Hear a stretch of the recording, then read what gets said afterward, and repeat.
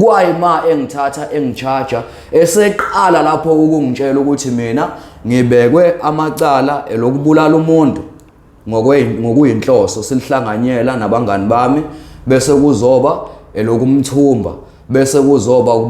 lokubamba inkunzi kuhlonyiwe ngezikhali ngaqala ngathuka na umuntu kanjani wasengichazela umseshi ukuthi sanibonani igama lami ngubongane Ndodongwa kaMnguni isigodi engikhulele kuso ngikhulele eMnqobokazi ehluhluwe idolobha isigodi kwaGiba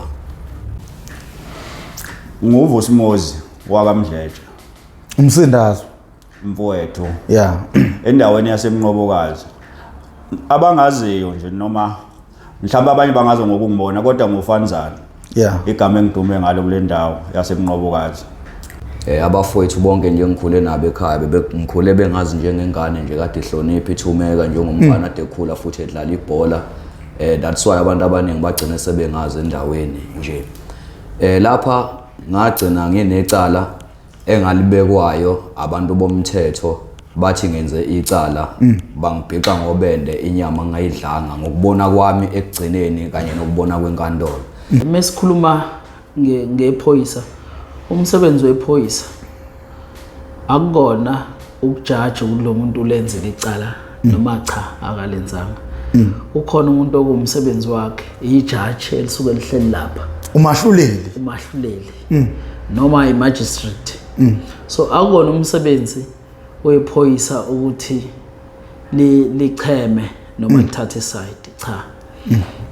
futhi nje ngomunye unyaka eminyaka nje edlulile futhi ngehlelwa nje isimo esangishiye ukuthi nje nangamanje ngisenenkinga futhi noma ngengisakwazi ukumention usuku engasiza ngalo umnikazi lo wemoto ngize ngene ecaleni kodwa ukusuka kwami ekhaya mina ngasusa ngacela uma ekseni yeah njengomuntu oyingane yakhe acela ukuthi ngiyomsiza ngemphushela amanzi wahamba namadrama ayi2 ngathi mangivuka mina ngazotshenwa umshana ukuthi ugogo uthe umhlangabeze yeah shuthi ekumhlangabezeni kwami ngathi nje mangithatha iwalk sengisetiyeleni kwaqhamuka bhodi mombe nje wathi ucela ngemphushisa imoto yakhe bekade ephelele upetrol lapha kwenzeka kanjena ngangisuka ekhaya ngezikhathi zasekuseni ngibheke umngani wami uSiyabonga Bukhosini uSiyabonga Bukhosini ngafike ngangamthola ekhaya kubo ngathi mangibuza umama wakhe wangitshela ukuthi wehlele ezantsi kuboka Fanzana Vusimozi Mdletshe lapho engaze ngafike ngamthola khona ngithe uma ngimthola khona njengomngani wami saqhubeka lapho ngimfica khona esenosiyabonga Bukhosini esenovusimozi Mdletshe kwaba yimina njengondodo obongane Mnguni umuntu wayize kuSiyabonga Bukhosini kwase kuba umunye ubhuti engangamazi futhi engangiqala nokumbona engangamazi nokumazi engangeke ngize ngimkhombe ngisho ngihlangana naye nangelinye ilanga even namanje ngisho ngaqhamuka njengoba ngihlelela ngeke ngize ngikwazi nokumkhomba so sithe masifika ngifika lapho ke singathola uMdletshe enofanza enosiyabonga Bukhosini safike sakhuluma noSiyabonga seyangitshela uVusimozi uthi bafowethu la nginanangu ubhuti uthi ustakhelwe imoto laphana so singakwazi ukuthi simbeke izandla sesibaningi njengokubambisana njengokuthi vele sesihlangene singabafana bendawo na vele singabafana basendaweni yeah sesigcina manje sibanga kula siba yi3 kodwa manje umuntu owafika aqala kule ndimina laba balandela selithi lami ayivele ngoba mina dengize kunanga umuntu onjengomngani wami njengabafana bendawo vele sikhulele endaweni eyodwa siyazana singamsiza ubhuti lo sengibuza ke kubafowethu ukuthi ngabe usukaphi ubhuti elika Vusimozi mangikhumbula kahle wakhuluma sakungcokola wathi zibuzele wena kuyena ngoba asiwona amadlozi naye kakafi usaphila sikwazi ukumkhulumela bese lithi lami ayimfo susungayichaza ayichaze lo mfo athi uSandile angisala sazi kahle hle isibongo usuka eRichards Bay nendawo bese ngimbuza ngithi pho imoto lena izikufele lapha kule ndawo usuka eRichards Bay bekwenze njani na noma kwenzakalani na wachaza wathi mfethu imoto kahle kahle le yakusiyona eyami ekababa ngiyintshontshile nakhona ekhaya ngubade ngizikhiphile ngihamba nabangani bami ngiye endaweni okuthiwa iSosodwane lo ndawo inolwandle ingaphansi kwembazwana idolobha uma ubheke koMangoza kwaMhlaba uyalingana so singase ngimqhubeka ngimbuza ukuthi so imoto yakho yakufela kuphi na wayesechaza so sase sihamba ke sesiya kuyo leyo moto sithe sahamba wathi uSiyabonga Bukhosini bafowethu sesingaze siyophusha imoto ukhona umfana la one license nomalume wakhe onezimoto mhlambe engasisiza ngokuba yena uyakwazi ukushayela ukuba asikhikhele imoto sisize lo mfo bese sithi akahambe ke oyedwa amcele ekhaya kubo kugijima uSiyabonga Bukhosini afika amcele nangampela uSiyabonga Mkhwanazi ekwamukele lokho ke naye njengomfana wendawo angicabanga ukuthi wayenganqaba uma ebona umunye umfana omakhelwane wakhe ethi uzocela usizo ukuthi kusizakala umuntu esingamanje ngabafana bendawo kanti ocela usizo so sisukile ngaleso sikhathi sonke noSiyabonga Mkhwanazi kwaba uVusimuzi Mdletshe kwaba yimina njengondoda obongane Mnguni omile phambi kwalomabukela kude engichaza indaba sathi masifika kuleyo moto nangampela safike sazama ukuyiphusha izikhathi eziningi yanqaba imoto ukuduma kodwa kokuqala kunakho konke sathi masifike emotweni uSiyabonga Mkhwanazi wathi kulomfo mangikhumbula kahle awuvule ibhuthi wathi lomfo ibhuthi ngeke ngize ngikwazi ukuyivula ngesizathu sokuthi imoto angazi nalezi zinto zezimoto ama-mobile noma wathini ngoba mangikhumbula kahle i-mobilize inenkinga so ayikwazi ukuvuleka imoto so sayithi okay so ngoba inenkinga ukuthi ngikwazi ukuvuleka already kusho ukuthi i-battery asiyibeke ezantsi sethi uSiyabonga Bukhosini uSiyabonga Mkhwanazi ngicela mfo ukuthi uzishayelele wena imoto yakho thina sizokusiza ngokuthi sikubeke izandla kuphela nangampela nembala umnikazi wemoto angene emotweni siyidushe imoto inqabe imoto ukuduma then kunobaba obizwa ngoNyeli ngamanye amazwi uyisihlobo sami ngoba umkhulu wami wathatha udade wabo oMangwane udade wabo uMnguni wamthatha njengomakoti ekhaya so ugogo kethi noNgwane uNyenye uyisihlobo sami kodwa ngizoxolisa ukulibiza igama lakhe ngingakhulumanga naye kodwa ngicabanga ukuthi ngoba la kuyaphoqa ukuthi ngiyithinte le ndaba ukuze naye lapha khona azi ukuthi ngikhuluma amanga noma ngikhuluma iqiniso ngosenhlizweni yakhe so sahamba sakubaba uNyenye njengabafana bendawo esinganankinga vele sazi ukuthi sibe sisiza umuntu masifika lapha kubaba uNyenye amchazela uSiyabonga Mkhwanazi ukuthi baba la sinenkinga kade siphushela umfo imoto kanje amchazele umfana wemoto njengoba kade sichazelile athi ubaba uNgwane bafana mina alukho usizo enganinika lona ngoba kwamanje ngeke ngikwazi nokuthatha imoto nginidonse nginenkinga ukuthi imoto zami udizili anginawo nginganisiza ngininike inamba kamakhenika umakhenika lo kade emshilo umfo ukuthi yena uKane nangampela ngembala washo wathi yena akazenzi izintambo zezimoto akakwazi inhlobo ngabe uqamba amanga futhi nasemehlweni akasaboni kahle usekhulile usemdala wase esidlulisela kubaba uMaziya ukuba nayo omakhenika owesibili ubaba uMaziya wamamukela lo mfongo ukuthi yena kuba intambo kushuthi wayezazi wasethumela abafana bakhe ababili mangaphosisi ukuba beze bazomsiza umfongo ekumsizeni kwakhe lo mfongo wamsiza lo mfongo lemoto yalunga lo bhuti lo ngokukhumbula kwethu wathi uzohamba nathi thina abafana bendawo ngokuba umakhenika uthi imali ngekakwazi ukuthi ayishiye noma besendelane yona kuma account wasethi lo mfo yipi indawo engakhishwa kuyo imali ukuze akhokhele umakhenika imali yakhe na sithi kukhona la eduze eSave More kwaMnyenyezi kwaNgwane eBhekane sihambe afike umfana enze ngathi udraw imali asazi noma idraw imali noma wenzani but wasuka wayongena yedwa ngaphakathi emshinini kuma ATM wenza ngathi udraw imali wabuya wathi imali useyidrawile uright sangena emotweni sithe uma sifika endaweni yasezimpondweni ilapha khona safike sehla khona ukuthi vele singaba semnqobokazi sathi masifika kuleyo ndawo lokho ezimpondweni emadolweni istage sathi mayisibeka lapho nami ngamangala isivinini umfana owasuka ngaso lapho ke emveni kwalokho ke ebaleka kodwa kithi ezingqondweni zethu akufikanga ukuthi lo muntu njengoba ubaleka yini inkinga noma kwenzakaleni nakwafika ukuthi ubaleka ngoba engafuni ukukhokhela umakhenika imali yakhe kwaba kusukela lapho ke lelo daba luyakhulunywa lwaze la attendwa abantu besikebhe abaphathelele nje AfriForum abangasekhaya engeke ngize ngikwazi ukubamention amagama abo ngoba angivumelananga nabo njengoba ngila ukuthi ngizokhuluma ngamagama abo. So lolo daba bathi mabelithatha luba kubona bagcina befikile ngempela kumina bazongibuza ngalonto. Bathi mabengibuza ngalonto bagcina sebefonele yena umalume kaSiyabonga umalume kaSiyabonga Mkhwanazi. Bamfonela bamchazela ukuba la umfana wakho sekwenze kanje kepha leyo mali ifuneka la kuwena. So udaba lwakhona ngaligcina kanjalo lwemali ngangazi noma Mkhwanazi ugcine ikhokhele imali noma ugcine ngayikhokhanga. Kwahamba ngicabanga ukuthi noma ngingasazi ukuthi yipi inyanga esasiza ngayo lo mfana kodwa ekukhumbuleni kwami kwathi ku-August uma ngaphosisi kwakumhla ka-12 noma komhla ka-11 but ngicela ukusho ama-date abe mabili because angisenayo isho kahle. Kwakumhla ka-12 noma komhla ka-11 ku-August kwakusebusuku ngizilalele ekhaya kwafika abantu ababengagqokanga umfaniswano wamaphoyisa ukuthi bangamaphoyisa. Kodwa ukufika kwabo labantu bafika bebaningi ngoba babedlula eshumini mhlambe babeza eshumini nesihlanu noma eshumini nesithupha engababonayo ngamehlo.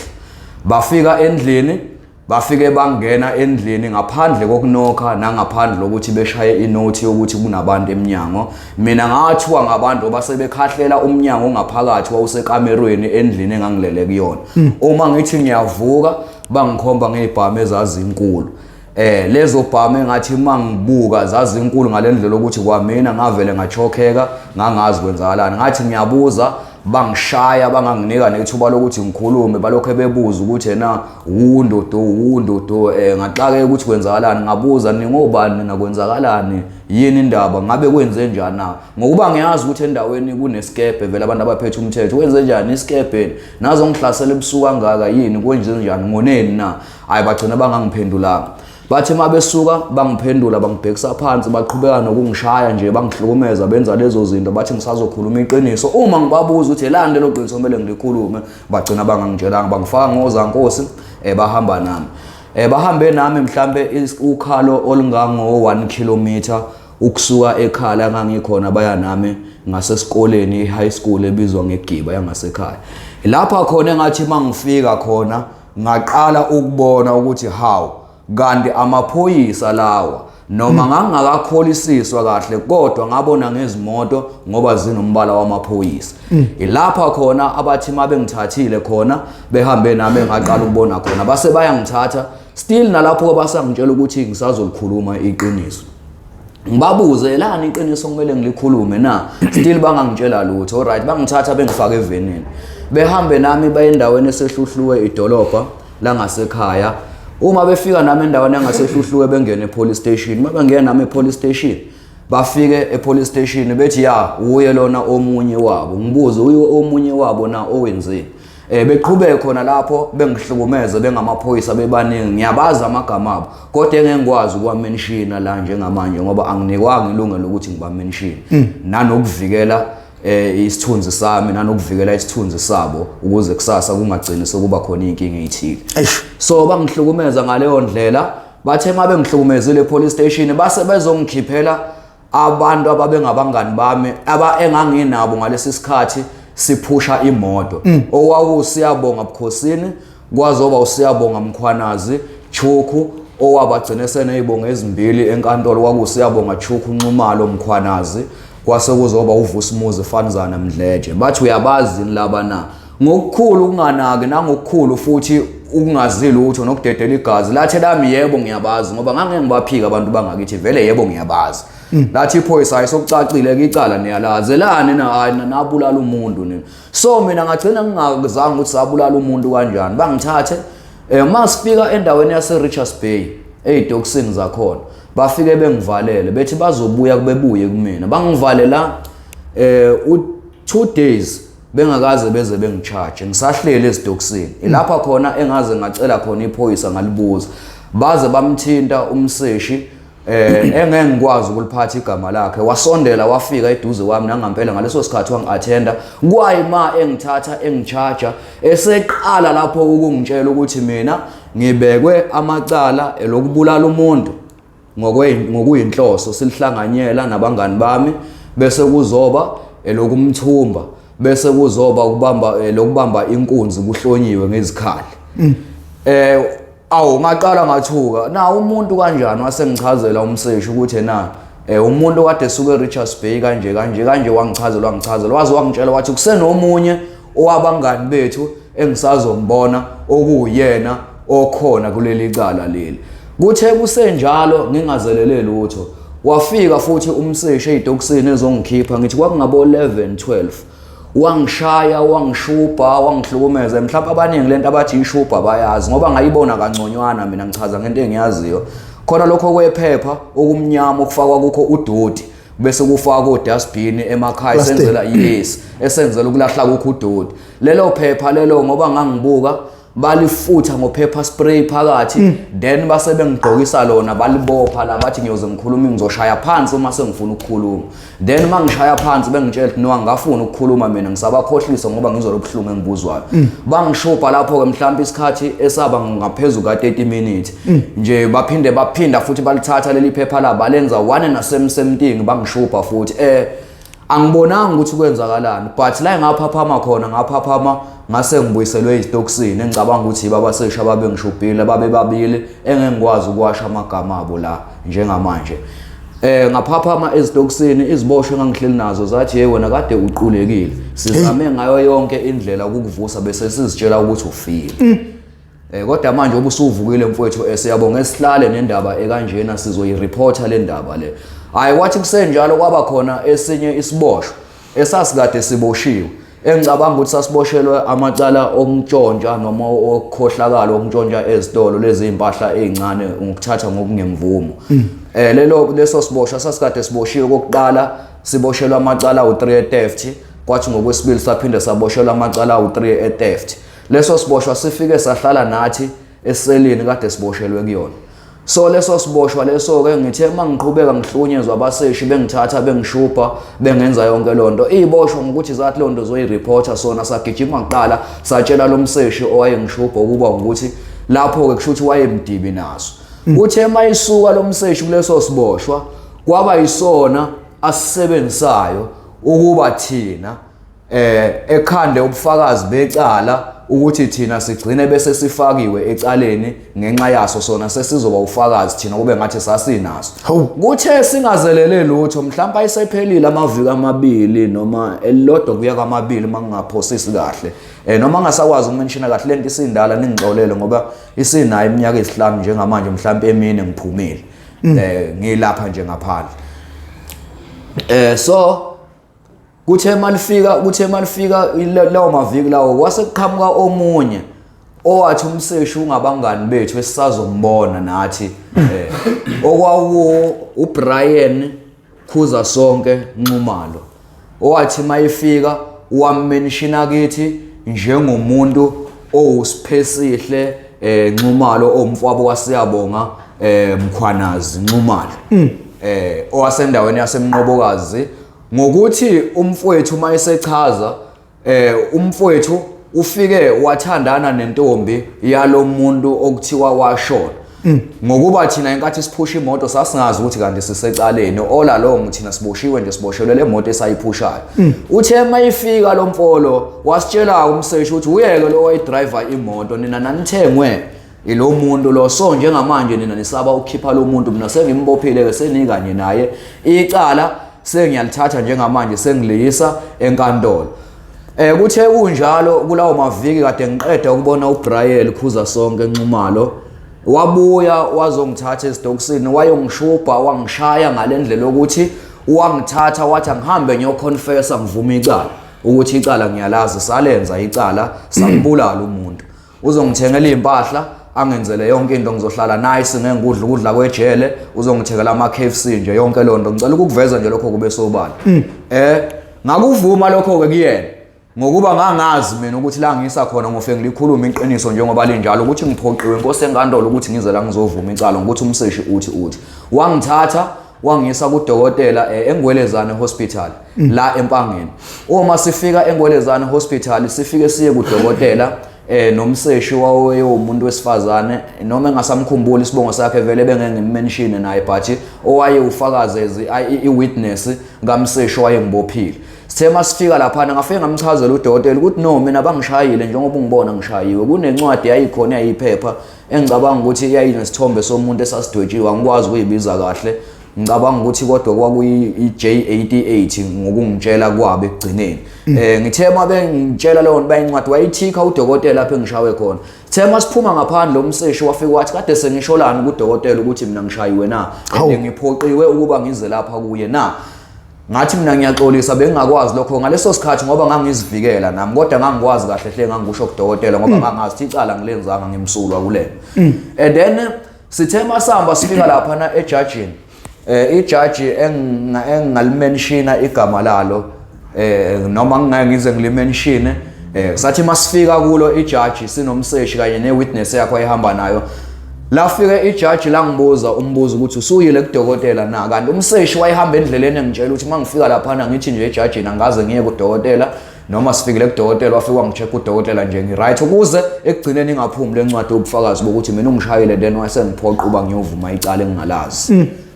Kwathi emveni kwalokho ke ngalitshela ijaji ukuthi no mina njengoba ngilapha hlahle ngishayiwe umseshi wangivumisa icala wathi angivume icala so njengoba ngila uthi angizovuma icala engalazi la ngibuza ijaji ukuba wena ngokwakho njengoba lapha uthini ngecala na ngabe sengilithatha ijaji ngilibeka njengoba ngiqale ekuqaleni ngachaza ukuthi no mina engikwazi ukwenza kanje kodwa ngokwecala angilazi njengoba njengamanje selingithathile la ngibeka kule ndawo njengamanje vele ngifana nomuntu olenzile at the same time ngifana nomuntu ongalenzanga kodwa inkantolo ezongibona ukuthi nginecala noma nginalo icala. Kwathi ekuhlanganiseni kwamseshi ubufakazi kuyo yonke into ngokuhamba kwesikhathi eside sithe uma sesifika enkantolo sesiliqula icala kwavela ukuthi umseshi la ecaleni kunezinto ezobufakazi ekade engayihambisanga ngendlela ekade singaqoqekanga kahle njengokuthi okokuqala kwavela ukuthi umseshi kunama date statements zakhe ayekade evelile agcina ama date avele semabili khona enye ekade type ngomshini khona enye isixikiziwe ngomshini yayisibhalwa ngepeni. Ngokuba sasithole ijaji ngiyalibonga ijaji elalisiphathele icala lethu linobuhlakani obukhulu ngoba la kwazi ukunaka onke ama side lanaka iside likamseshi lanaka iside likamangalelo labona ijaji ukuthi no njengamanje angwathathe omabili ama side ngingathi ngoba ecindezelekile bese ngihlala phekwe ilungelo lakhe kodwa umseshi lathi imali imphenya ngembuzo ijaji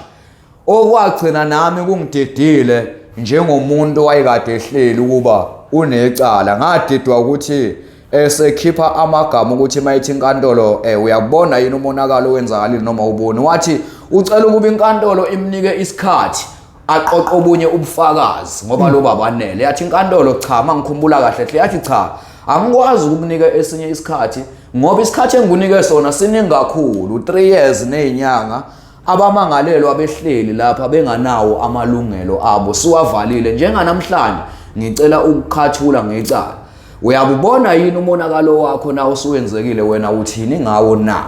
waqala lapho engezwa ekhuluma igama owathi apologize my lord lokho engaze ngakuzwa ngotoli kwayisitolikela ukuthi njengoba esethi manje apologize my lord usethi umseshi uyaxolisa enkosini yenkantolo ngalokho akwenzile ukuba ngeke kuze kuphinde kwenzeke. So ngalawo mazwi mina njengomuntu wayemangaleliwe njengomuntu owayekade ehlele ebunzimeni nasendaweni obumnyama kangangokuthi bengumuntu ngicela nje ukusho lokho ngopublish ngingabi namahloni ngingabi nalutho ngingabi nankinga njengomuntu ogcina ehlele ngagcina lapha na senginenkinga yokuthi kunezinto egcine sezingi-affect kakhulu emqondweni ize noma ngingakazi mhlambe ngigcine ngize ngihambe nyekodokotela namanje ngisakufisa lokho ukuthi kugcine kwenze ngoba namanje even though ngisho ngilele zikhona izinto eziqhamukayo ezenzakalayo ngigcine sengumuntu bengathi ngiyadunyelwa ekhanda noma kanjani ngeke ngahamba ngazama ukuhamba babantu besintu njengomuntu omZulu bangitshela ukuthi hayi no wena ekhanda lakho waphazamiseka kanje kahle kahle kwakufanele ukuthi uphambane ngekhanda. So leyo nto leyo ke ngayibona yonke ukuthi vele kushuthi iyaqala khona lapho ngoba into eyenzakalayo kwamanje endaweni yangakithi eMnqobokazi ngigcine sengisuka sengithutha ngenxa ukuthi abantu ngithe masiphuma khona lapho etilongweni lapha besihleli khona endaweni yokumnyama abagcine bengasasithandi kahle ukuthi nabo abasikholwanga ukuba icala salenza ngempela na noma cha icala silenzanga ngempela na. So leyo nto yagcina isisakhela isithombe esibe emphakathini ukuthi sizondwa abantu nokubaleka kakhulu kade singabantu ade siyisebenzela. Salahlekelwa yikho konke esinakho empilweni, salahlekelwa imisebenzi yethu, sasishiya ingane, sishiya imndeni ekade ithembele kuthina. Kwamanje kunemndeni ethembele kuthina, impilo yethu nje njengamanje ngathi nje i-fucked up, iphelile. Asazi ukuthi njengamanje fanele sithathe ini sihlanganise nani ukuze kuqale kule yampilo leya, kodwa kancane kancane mhlambe kuzokwenzeka njengoba nje ngizamela ngizakhela izindlu ngizihlanganisela mhlambe ngenyanga nje le mali engangiyenza, kodwa iminyaka emithathu yonke lo mali igcina sengiluzile mina ngihleli ejele. Umseshi wayengibophile engibophela into engayazi egcobe ilungelo lami, kodwa lokho konke namhlanje uNkulunkulu usengithathile wangibeka kule ndawo engikuyona ukuthi nami ngisiphefumulele ulaka lami ngizizwakalise. So okungaba isixwayiso kubafowethu abanye siphila nabo bafowethu, angisho ukuthi ungamsiza umuntu omunye ungamsiza ngoba mokusiza umuntu usungayitshela ukuthi usuyifaka engcupheni engakanani ngokusiza omunye umuntu, usukuthi umnika nje usizo ngoba uthi uyamsiza ndawazi uyifaka engcupheni. Umuntu bafowethu ungamsiza yebo, kodwa ekugcineni siqaphele into okuthiwa icala limbula ingubo lingene. Uzwa ngami awuzwa ngomunye umuntu. Ngihlalile ejele ngiqale eTokisini ezase Richards Bay lapho engifike ngahlala khona unyaka, ngasuka lapho ngawuhlala ezitokisini zaseMadala eMpangeni, ngasuka lapho ngawugcinela ezitokisini zaseqala kabusha. Konke lokho ke ngisho zeqa iziboshwa ngaze ngeqe ngesizathu sokuthi icala engangibekwe lona ngangingalazi, ngangifuna ukuthi inkantolo izingiprove yona ukuthi nginecala na noma cha anginalo, ngoba iziboshwa zeqa impela eselini engangikuye endlini engangihlala kuyo. Kodwa ngaze ngisithathe leso sinqumo sokuthi ngeqe ngibaleke ejele ngoba awukho umhlaba kaFish. Umhlaba kaFish ubhavu kuphela, so mina ngikwazi ukuphila emanzini, angikwazi ukuphila ehlathini, ngisenyamazana. Ngokuba njengoba ngila namhlanje inkantolo eyangithatha yangibeka la yathi nguthola unganacala. Njengenkantolo njengoba mina ngithola inganacala, nami ngiyafisa ukwazi futhi ngiyafisa nokuthi ngiphenduleke ukuthi kwenzakalani ke ngomseshi okuyena owagcina wangithatha wangibeka kule ndawo, ngoba njengamanje mina yami impilo ayiqhubeki, imile eyakhe iyaqhubeka. Umndeni wami kuyimanje mina uyakhala, izingane ngangishile kwamanje khona ngithema ngiphuma kade ngazi ukuthi ngubaba. Kwamanje lo ngane ngisazama ngiyayikhulisa kumanje ngiyaqoqa even lo ngisho kwamanje ngisho ngisondele eduze kwayo nje sokungithatha isikhathi ukuthi eyazi ukuthi ngubaba ngezathi ukuthi vele ngiboshwe ingane yami encane kangangokuthi inkantolo yaza sivale ngisho nebhayili ngoba sasingabantu esasibekwa kabi kuthiwa asilungele ukuthi sibe semphakathini. So ngiyabonga kakhulu ungakabongi unike na mention ukuthi ngesikhathi niboshwe ngaphakathi umseshi bungahlangana ubufakazi uyofuna ukuphinda nithathe istatement. Umseshi yebo bhuti, impela lokho kwenzeka. Kwenzakalani? Sithema siseboxini ngelinye ilanga sesiattenda icala. Sithe uma sisuka eboxini sehla sibuyela lapho esasigcinwe khona ukuba sisazophindwe sibuyeliselwe eboxini kuyoqhutshwa nokuqulwa kwecala. Umseshi wafika kuthina, umphathi wecala weza kuthina njengabangani bethu la besagcina sesihlangene sesingo-accused ekugcineni ngoba sasesihlanganiswe njengabantu asebekhande icala saba ngo-accused. Umseshi uthe mayifika kuthina wafika wasicela ukuba ucela ukusithatha ama-fingerprint wethu, lokhu okubizwa la ezandleni zethu, lokhu kuyizandla izithupha, ukuba lawa wayewathathile awasabonakali kahle. Usecela ukusithatha wesibili ayowamenshina nalawa na ukuthi ngabe kuseyiwo yini na noma cha. Thina sambuza ukuba mhlambe lokho kusisiza kuphi na, kodwa wasitshela ukuthi hayi nje lokho ke thina sizobona ukuthi kuzosisiza kuphi, kodwa yena uyacela ukuthi asithathe ama-fingerprint. Ngokuthi sasingaqondi asikaze size sikuvume lokho ke ukuthi siwathathe ama-fingerprint, kodwa khona yebo wabuye njengalokho. Futhi siyafisa nathi ukwazi ukuthi kuyenzeka ukuthi umuntu uma ngabe boshiwe aphinde futhi athathwe ama-fingerprint ngokwesibili uma sekutholakele ukuthi nakhona obunye bobufakazi obungahlangani ecaleni. impela wafika umseshi kuthina wafika wacela ukusithatha ama-fingerprint ngokwesibili ekubeni wasithatha okokuqala esicharger waphinde wabuya futhi wasithatha esethi manje sesiyovela enkantolo wasefuna ukubuya sezosithatha-ke manje ukuthi ethi lawa nawasabonakali kahle asasule kufuna ukuyokhomparisha nalawa wathatha manje so lokho ngoba sasingakuqondi sakunqaba sathi cha ngesize sikwazi ukukwenza lokho ngoba njengamanje icala selisezandleni zenkantolo ithe konke siyokutshela yona. Ngoba wena wafika nomakhenika ngesikhathi umakhenika esefikile nakuthola inithuba lokuvula ngemuva emotweni ngalesikhathi umakhenika esefikile ngemuva emotweni mangaphosisi walithola ithuba lokuthi evule imoto emveni kokuba isilungile emuva emotweni mangiphosisa kwakunganalutho mina engalibona ngaphandle kwesigubhu ezazingo-2 litha okusho ukuthi umlisa Mumbelo wayesemfihlile umufi ngaleso sikhathi nje kusho ukuthi siphusha le moto le ayisenayo umuntu phakathi ngoba yena wathi mayisebalekile kwathi emveni kwezinsuku kwatholakala ukuthi kule ndawo leyo sasiphusha kuyimoto kube sekutholakala isidumbu somuntu nakhona kuze kusolakala ukuthi ngaba yilo yamuntu owagcine kuduma ukuthi ufile endaweni yaseRichards Bay na kwatholakala ukuthi ngezwe kuthiwa kwatholakala ukhaphethi bemoto eceleni kwakhona yohlobo lwe-VW kwaze kwacaca-ke lapho bukhoma ukuthi ayi ongaba ukuthi wuye lo muntu lo owawuyena impela owashonayo ngoba nangobufakazi obathulwa inkantolo ngobufakazi balabo babizwa noma ngasalazi igama ngama-forensic bachaza ukuthi impela uyena umufi lona owaduka endaweni yaRichards Bay wasegcine esetholakala eseyisidumbu okusho ukuthi uye lona wafike washiwa umsolwa thina lo esasigade simsiza ngemoto engaphinde nganangamkhomba njengamanje ngoba umseshi wagcina eselanda omunye umuntu wazothi uyena wayeshayela imoto wasihlula thina ngisho sesimtshela lo ngisho emaphusheni asikaze simbone wathi nje cha lo thina siyamazi kodwa siyamfihla ngoba sisitshela ukuthi sihlakaniphile kahle kahle sasiqashwe uyena u-accuse lo wagcina seku-accuse wethu wavela njengomngane manje ngesikhathi ethi yonikhiphela imali wayonikhiphela egarage noma wayonikhiphela mhlawumbe kwi-ATM nje wayoyikhipha kwi-ATM eyingaphakathi esitolo uSpar lo mfolo nokuyena wayikhandelwa imoto umbuzo uthi-ke amaphoyisa nawatshela lokho yani futhi ukuyobheka kumakhamera seSpar i-footage yangalolo suku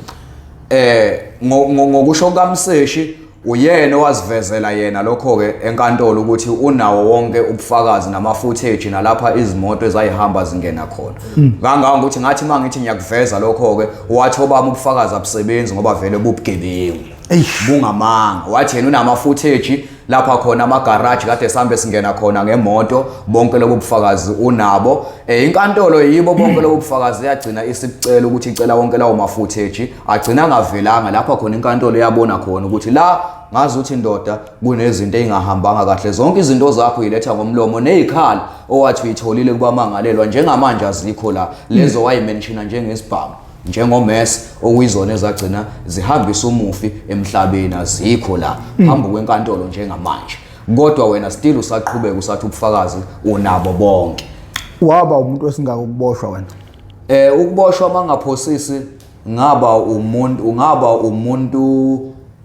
wesine ngoba eziqosini zasehluhlwe ngafica ngaba umuntu wesine ngesikhathi sekuboshwe laba abanye abawu3 enani nabo niphusha imoto kwakuthini kuhlele ekhaya noma kwakungakafiki kuwe mina kimi kwafika kimi ngisahlele ekhaya ukuthi endaweni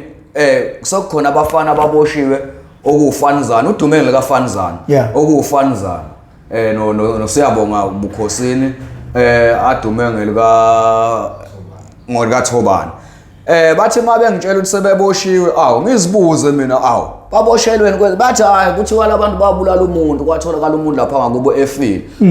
mina vele ngokuthi ngithi vele angiyazi leyo nto kwatholakala umuntu efile labafana labasebenza into enzima kanje endaweni bebancananga kasikhule sonke madoda nami ngaba nalokujokheka ngokuthi vele ngwasendaweni kanti uyalandela ngize ngibaleke kanti ngiyalandela nami ngikhuluma nje ngomunye nami olandela bona ovusa umuzi mhletshe kulo leyo nto leyo sokuyicala mina ngangingazi mhlawumbe ngokulandela kwenu noma ngokuzwa kwenu nje ngamahebezi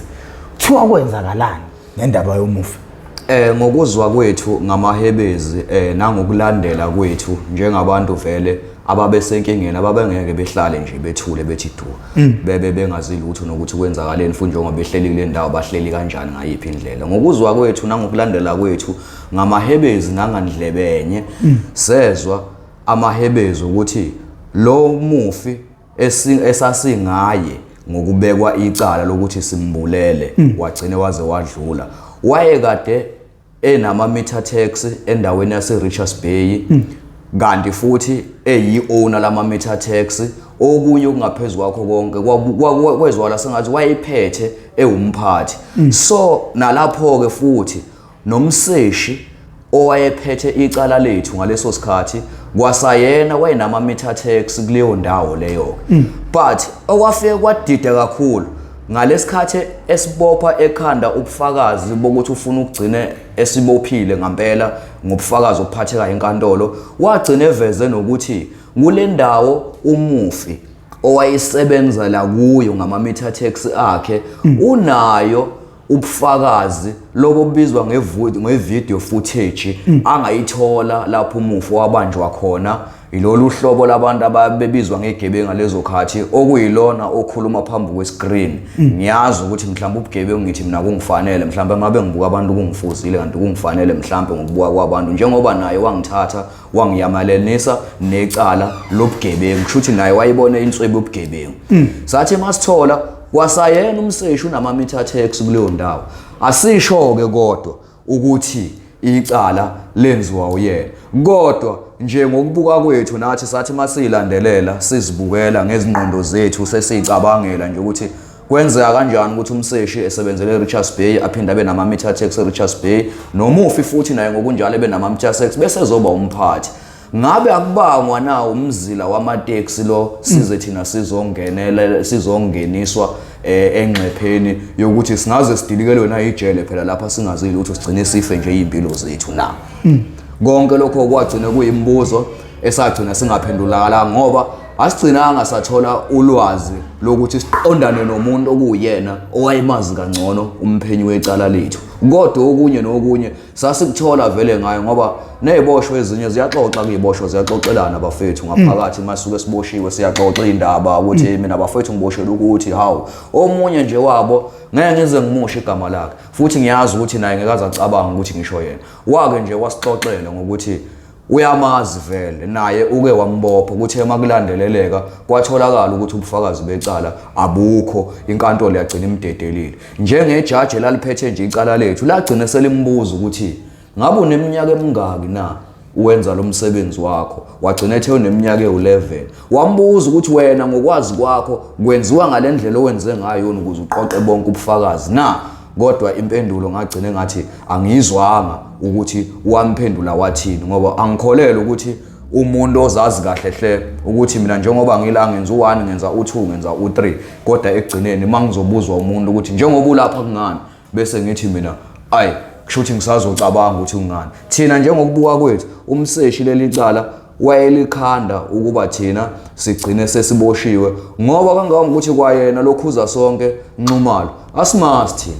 iqiniso lithi asimazi lokuyena okwayigcina esethe udriver wemoto nangandlebenye futhi ngamahebezi kwagcina kuvelile ukuthi lo Nxumalo ndini lo Brian umfaka nje nathi ngesizathu sokuthi kukhona insolo wayizwile kwangathi uNxumalo lo wake waba namathize nomuntu wakhe. Lokho engeke ngize ngikwazi ukukusho ngoba bangigunyazanga ukuthi ngikusho la njengamanje ngicabanga ukuthi yena kade kumele azisho lokho kazivezele kodwa iqiniso elithi wayena uBrian Nxumalo lo asimazi thina futhi akuyena umuntu esambonayo wayishayela imoto kwayiyona umuntu esasimsiza ngalolu suku afelwe imoto. Shuthi nje uBrian nazana naye ngosuku lwecala. uBrian Nxumalo nje lona sazana naye ngosuku lwecala sesingene eboxini nakhona sabuzana ukuthi ubanike lona wakwabani. Saqala ukumazisisa kahle hle ngalesikhathi sesisuke eboxini wendoda kanti wena sasesiboshwa nawo ubalo na kanjani wathi madoda nama nginazo kodwa kuthiwa mina benginani sisizana ukuba sibulale umufi lona esingaye nala namhlanje. So thina nathi ukuthi vele sasingazi futhi sasingayitshela awu ndoda kanti uwe sebekubambile na ndoda hamtshela inkantolo uthi nasazi lutho kanti nathi sisuke lo muntu kaNkuluNkulu naye wayengazi lutho ngempela njengoba nathi singazi lutho kuze kube namhlanje. Iphoyisa ukungena kwalo ecaleni la ngena la chema zimbili izinto ezenzakalayo noma la thatha iside either uzoyona icase uthola ukuthi lapho bekumele kube khona abantu abagwebayo kodwa abantu ba end up bephuma ngenxa yokuthi indlela udaba usingathe kwaze kwa over kwaze kwa obvious ukuthi hayi lo ube nenkinga yabona leyo okunye futhi uthola ukuthi ngempela ugcina segweba abantu abangenze lutho lokhu kwangempela kani thina asisho ukuthi abantu abangaboshwa isigangi esuke esigangile kumele siboshwe izwa leyo so now ke I problem la iqala khona ngiyambona umseshi ngamehlo omqondo kuvela ukuthi laba baqhamukile beyiphusha imoto ekholakala ukuthi imoto kaMufi futhi ebinesidumbu saMufi and nomphakathi ubabonile beyiphusha right vele mase kuvela into enjalo uyiphoyisa kumele uliphenye lolu daba ukuthi bafike kanjani emotweni izwa leyo mind you sikhuluma ngemeda kidnapping ne robbery so if kuthiwa nangu sibanibani ubonakala emotweni yaMufi noma emotweni enesidumbu vele iphoyisa kumele lifike kwena likuphenye likuphosa imibuzo then iphoyisa ke sekumele lisebenze ngokuthi yini oyichazayo wena kulona mawuthi wena hayi mina anginalo ulwazi ngale moto mina besimile lapha sinosibanibani kwaqhamuka umuntu ofelwe imoto wacela simphushise samphushisa umsebenzi wephoyisa ukuthi lento engiyikhulumayo mina lilandele ukuthi iyona yini iyahlangana nifuna lithi iphoyisa melisuka la mengithi mina benginosibanibani mase lithi hayi kulungile awunginike inamba yakhe utholakala lisukele kuyena futhi same time ngoba ekugcineni efunakala uthi mawuchazela inkantolo uthi hayi wathi yena u1 no2 no3 akawazi bathi yena besiza umuntu enosibanibani umbuzo olandelayo ukuthi why ayini kusibanibani uyombuza lento abeyisho yabo funa uthi ngaya ngafika usibanibani wakuphika lokho lethiwe sengibona ukuthi lo unamanga ngimbophe futhi mawuthi hayi ngaya ngafika usibanibani wakuconfirma lo ukuthi impela kwenzeke kanjalo obviously lo muntu sekuyakucacela ukuthi lo muntu akekho involved ekubulaweni komuntu but wangena ngokuthi unomusa ethi uyasiza yabo umuntu ophenya ngokweqiniso wayengeke agcine babophile la wayengeke babophe ngoba wayezolandela izinto abayishoyo ukuthi bangena kanjani yabo okay umphakathi mawusushila ukuthi kubonakala usibanibani ephusha leyo moto vele umseshi ufunaye khona uyabo ayobaphenya uyabo iphutha ka bese lenza ube esesheshe bajaja yena kana akona umsebenzi wakhe ukubajaja umsebenzi wakhe ukuthi alekelele noma assiste inkantolo ekutheni ifinyelele esinqumweni esiright mayelana nokuqulwa kwecala kodwa yena uzithola senza izinto engingamele ngabe uyazenza uyabo ekubeni abantu ngempela icala bengalenzanga so lokho ke kudala inkinga eziningi nayi ke ngiphathi enye egcina isimangazi negcina usubona ukuthi cha lolu daba lase lunzima kakhulu umseshi kwase kuholwakhe nabona kwase kupersonal mase sekuzoqula icala uya realize ukuthi ama fingerprint akhe ayekade ewathathile emotweni awa match awa correspond lawa ayekade wathathe ngaphakathi ekudriveweni kwemoto nani uyabo our match our correspond mind you vele la ukuphusha ngaphandle angeke sikhulume ngawe enkantolo yabo ufuna sikhulume ngalawa manje ukudriver kwemoto ngenxa ukuthi imoto awazi ukuthi isuka ipakiphi. Anytime you can convict umuntu ngama fingerprint owathola ngaphandle emotweni. Yabo leyo evidence ayikho enough for ukuthi unga convict. So now ke into abajwayele ukuyenza ngizokutshela nje noma kuthiwa kuthatha ama DNA. Ufike umseshi eze azothatha ama fingerprint akho noma eze azothatha iDNA yakhathatha igazi lakho. Lihambe liyo checkwa. Mase yabuya ama results at negative. Uyabo? Caca njobe ethi negative lobo ufakaza ngeke usamsiza enkantolo equlweni kwecala. Uzokushaya ngomqondo. Aphinda abuye azothe imfethu yazi lela gazi salithatha kwena mhlambe laba nenkinga loma noma lenza kanjani. Aphinda kuthatha linye makwavuma ukuthatha linye igazi usulahlile ngoba usezothatha leli gazi alithathe kwesibili naleli lithathe kokuqala aphinda alithumele back. Melibuya lapha lizothi positive alivela igazi lomuntu oyedwa lizothi positive mase buya eza kwi trial athi hayi impela inegazi labuya lathi positive. Same things applies nala kuma fingerprint. Utheme iqhathaniswa wabona ukuthi hayi ngathi ufakaza abuhlangane kuma fingerprint into ekumele ibalinke serious. Wayesezama istrategy sokuthi ngingawathola kanjani yabo engizowasebenzisa futhi kwesibili ukuze ngithi mase ngiwathumela abuya athi positive. So unfortunately ke banqaba bathi ngeke ndoda ngeke sithatha ama fingerprint ngeke sikuvumi lo kani kunabanye ozakwabo ababe khona futhi ababe aware ukuthi inazoyenza bagcina bemhleka bethi sishilo ukuthi labafana ngeke bavuma ukuthatha ama fingerprint kwesibili manje nawe awulaleli uyabo kanjalo futhi noma sekuke enkantolo sekudilwa necala base kwasekucaca ngoba kwabanyoza kwabo babembona ukuthi hayi impela unenkinga nalabafana. Right. Into enye futhi egcina ikhoza inkinga kakhulu nento umseshi ayenzile. Lento engihlezi ngisho ngithi mose emsebenzini uyawuhlonipha umsebenzi wakho. Ugcine kukhona omunye umuntu ambophile. Ambophela amacala etheft. Umbophe nje eceleni akuhlangene nodaba lo nqumalo. Onqumalo baboshwe nje bawo 5 but then usethatha omunye umuntu ke manje ambophe eceleni ambophele amacala etheft. So buza lo muntu ndoda uyafunani ngikudedele ejele. Useyavuma lo ukuthi hayi impela hayi ngingathokoza phela. Mind you lo muntu unama PC amathathu etheft. Mengithi ama PC ama previous conviction kusho ukuthi useke wagwetshwa kathathu egwetshwa ethola ama suspended sentence for theft. So njobe sebuyile usemcharge futhi ngayi theft ngamanye ama theft awu3.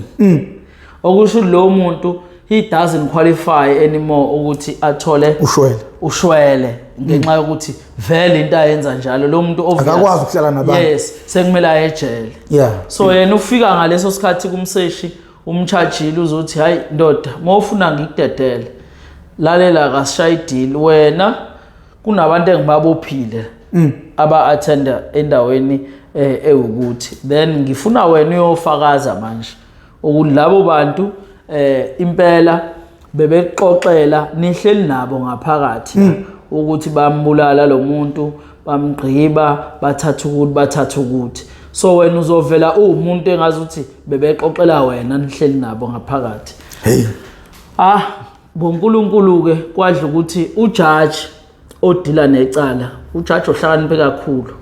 and nje KZN yonke uyazi ukuthi ummeli uyiphoyisa umshushisi funa ufika into yakho nje iqondile usazi story sakhe iphepha nephepha oliphethe we have to explain ukuthi why uliphethe why ubhale kanje why uthathaphi so ujudge nje owaziwayo ukuthi cha akayona indaba yokudlala. So kani ke bazothi sebeyiplanile lento yabo sekiwa kwi trial yila abafika khona ke manje kana ujudge useyibonile lento no something wrong that way esebuza ukuthi awena ndoda wazithola ugwetshelwa ngaphandle kwenzeka kanjani ekubeni wena kunamacala osuke wagwetshelwa ngaphandle kona amathathu eDeft ushuthi namanje usuzithola futhi ugwetshelwa ngaphandle kwamanye amathathu eDeft wena ugwetshelwa ngaphandle nje kushuthi seku 6 times wena uyabo akuyenza ingqondo yini kwenzeke kanjani ukuthi kuze kufinyelele la kule inqumo ethathu the 20 ke manje ujudge engage naye direct unento enginokisho ngithi even ngathiwa ummeli ongimele akenzi kahle kodwa ujudge noma imanje inejuthi ukuthi ubulungisa ibenze kuwena ngingathi ngenxa yokuthi wena mhlawumbe unommeli ongarepresent kahle uyabo mase imanje ithula ibona ukuthi le icala wena awulenzanga ukuthi nje umuntu okusizayo akakwazi ukubona la nala uyabo so ujudge ke obedila nale icala ujudge ohlakaniphile kani kune mistake abayenzile umseshi atheme efaka ama statement kwase kuba khona ama date aclashayo enye waye crash ngesandla nje wabhala ngepeni ekubeni zonke istatements azitypiwe wapick up ujudge ukuthi no man ama date lo achaza ngawo ukuthi benabo laba ayaclasha uyabo so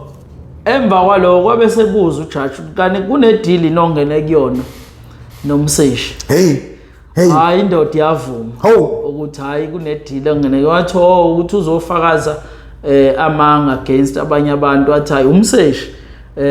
othe hayi akeze azokwenza lokho khona ezomdedela so dethwe manje seqala ke izinto ukushintsha ngempela ke manje enkantolo la umseshi judge wambeka la eboxini wambuza ukuthi uyenzelani lento yenzayo ukuthi udestroy impilo zabantu ekubeni wazi ukuthi labantu icala balenzanga umseshi wathi uyaxolisa isimo esinje ngeke azaza aphinde asenze nangelinye ilanga wayesethi ujudge kushiya umbuzo emacaleni okade udila nawo ukuthi bangaka usubenze kanje ubagwebisa bengazuyazi ukuthi labantu bekumele bayobheka nodili kajele bayohlala impilo yabo yonke emajele 5 wonke wabantu ngawe nje uwedwa udlala ngabo uyenzelani leyonto waxolisa ke kujudge that when ujudge esecela ke uminister of police ufuna azo report again within 60 days ngesenzo sale police wabese orderisha ukuthi iIP laba uphiko libupha amaphoyisa alumthathele inyathelo acharge aboshwa yovela enkantolo so izinto lezi esingayilindele kubantu abathi basebenzela umphakathi into emenze ukuthi agcine sengena kule nkinga naye elahlekela umsebenzi wakhe sekucaca ukuthi yena afuna ejele indlela yokusebenza ngenhliziyo kungafanele ugcina manje songasasebenzi ngeqiniso njengoba ngihlezi ngisho kubalekile ukuthi uphenyele liside uphinde uphenyele liside uthathe bonke lebo bufakazi ubeke phambi kwenkantolo ngoba wena umsebenzi wakho akukona ukujudge abantu yabo okwakho ukuphenya eziphoyisa bese uassist inkantolo ekutheni ifinyelele esinqumweni esright so konke ke lokho okwenzakalile labantu bahlala isikhathi eside kakhulu ejele besebenza belahlekelwe umsebenzi omunye nje wabo ubhlungu kakhulu uma omunye waquleka enkantolo waquleka umuntu omdala ehlukunyezwa ilento ayibona yenzeke enganeni yakho awuyithathe umseshi uyibheke ukuthi uma wakhe ebhekana nalesimo ungafila kanjani ngaleso sikhathi uboshiwe wazi ukuthi uboshela into engekho omunye unokugula kade kusho omunye manje not ukuthi bona nje abawu2 babo bahamba udokotela bahola impesheni yokuphazamiseka ekhanda psychological cause depression buhamba udokotela kuyimanje bayajova every month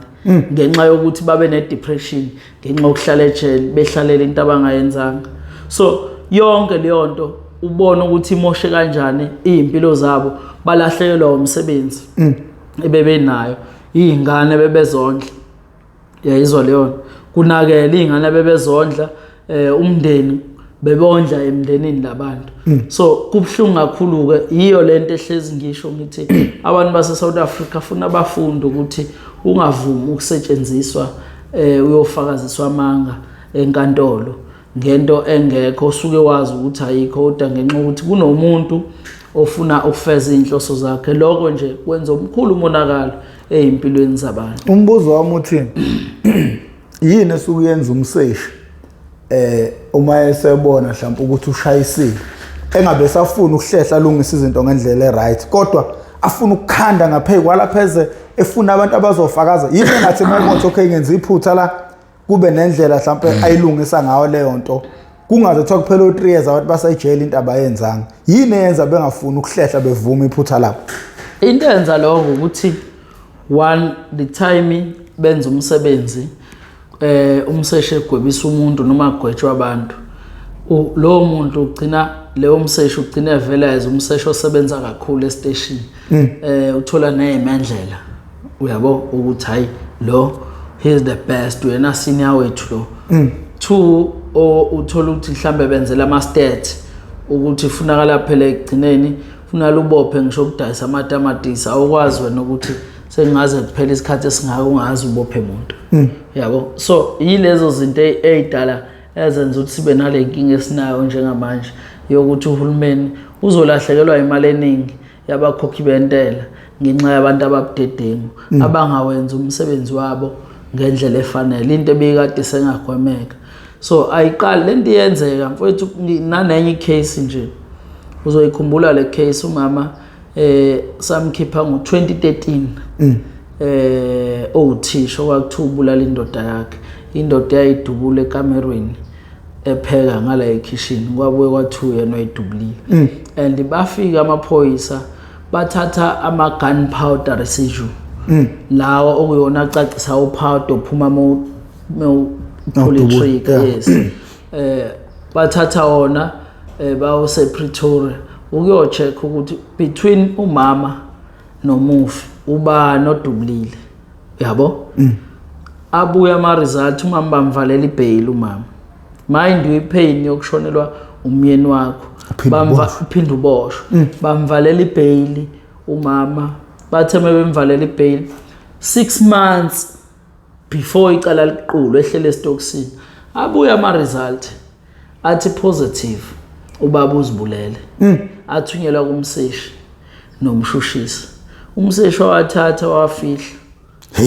baqhubeka nokumshushisa umama baze bamgweba u20 years in prison engenze lutho lo mama. Unfortunately waba nenhlanhla ngithe nje ngisemsakazweni ngenza interview wathatha inamba yami mama wafona ekhala inyembezi ngakuyena Westville ejele afika ngithela ngeinyembezi wangitshathi selahlekelwe almost 80,000 ekhokhela abameli bethatha imali bangamsizi so akasazi uzokwenza njani wathi kuyimanje mntana manginalo ngishisente kodwa ngidinga usizo lwakho ngiyabona ukuthi abantu yabasiza so indlela ekhala ngayo ekhaliswa nje ukuthi ngishiye ebengakwenza ngaya kuyena ejele so ngeke ukholwe ukuthi into engayikhuluma kuyena ngakhuluma nje as a joke ngathi mama no njengoba usutshele mina nje azi ukuthi ejele uzophuma futhi wena ke uzobe millionaire wangathi wavela wathi hayi wena mntanami ugcwele ukudlala wena ubona ukuthi ugcwele ukudlala nje sekuyasetshenzwa ngempela ngizokutshela ukuthi kwenzakala isimanga lo mama akuphelanga ngisho 2 months asejele after sengifikile kuyena ngitheme ngibuya hlala phansi ngisebenza no professor uMdleje ngathi Mdleje but kunenkinga la nangu mama unenkinga kanje imali akanayo same time wathi uMdleje thi nomfethu asimsizi bhala incwadi eofficeini a request copy ye docket police station embophile enkandla bayithumela icopy ye docket yazi ngeke ukholwe mebeyithumela usehlale 6 years vele ejele umama bayithumela inalama result athi positive ubaba uzibulele futhi umseshi wathi mayeqeda ngecala wathathwa afaka idocket walivala idocket waliphosa lapha kanakazi ukuthi kuzomlandela kwangathi film bengithi hawu nayi lento kuyiyona ekumele ikhiphe lo mama ejele njengoba ngisho ngithi ngibonana naye kwaku-April sasanda khipha uChiya lo kwakuthiwa ubulala umshenge Lindelana umholi we-IFP kwaku-April 20 nje lapho 2025 kanjalo uChiya sasemkhipe nge-18 April 2018 I mean 2013 so ngoJune 21 mind uApril ngimbona ngoApril kwaMay ngoJune 21 wabephuma uMamechele ngoba kwasiphoqa ukuthi ufuna senze i-application to reduce new evidence and the bail pending outcome appeal then today lo mama case yakhe nje sikwi-finalization for a civil claim where lapho esafuna khona 52 million so izinto zonke lezo ezazisengagwemeka ngoba kushuthi umseshi wayedila nalelo cala indlela enza ngayo mfethu ezagwe umuntu wesifazane umuntu ozombuyela mhlawumbe ngiyeza umuntu wesilisa usaba ukuthi uzokubuyela exactly the pain umama eshiya ingane zakhe azinababa azinama usejele ushiya iprofession yakhe upain okushonelwa indoda uyabona ipain umama wayenamabhizinisi endaweni futhi umuntu osiza umphakathi enogandaganda ethenga imbewu walimela umphakathi mahala nomphakathi walimala awuboshwa kwakhe lo mama ngenxa kunezinto ezinhle ayezenzela umphakathi so ngenxa yomuntu nje oyedwa ongafuna ukusebenzisa umqondo uyabona so kuningi abantu ufuna abafundi ukugwema noma abantu kumele bezame indlela ukuthi bexhumane nani bafowethu kungaze kufike kuleso sigaba leso ngicabanga ukuthi ngizoyiveza inombolo lapha abangakwazi ukuthi beyifonele ngathi izona leziya impela leziya 0719403955 031 56333073 nansane email kusona zonke izinto address bonke abantu abangakwazi ukuthi beyifikele bona mathupha la iyona i-address leyana kuseThekwini noma ufone ukuze bezokwazi bekunike onke ama directions ngendlela right no siyabonga kakhulu siyabonga kubonga thina body yeah